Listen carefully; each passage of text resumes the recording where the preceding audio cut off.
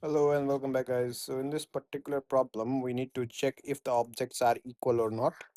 Right, so we can simply do return object 1 equals object 2, right?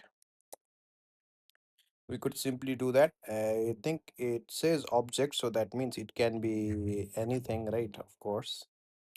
So let's just submit the code.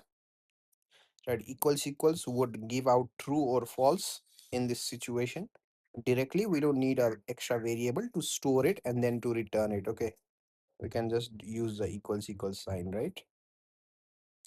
Next thing is when we go into the solution side, it should look something similar.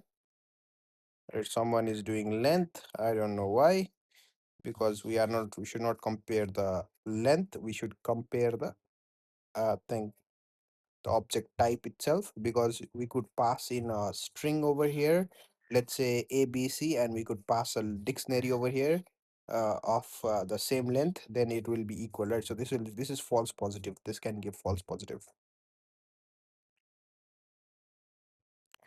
You see, some people in the early days, people do this as well. So if object equals return true, right? You don't need that because we already know when you are already doing object one equals object two, it's going to return true, right? So if true, then only it'll go inside, right? So since this will already give out true or false, so you don't need the if and else. That's why I did it like that, and other people did it like that. Okay. So that's how we solve this particular problem.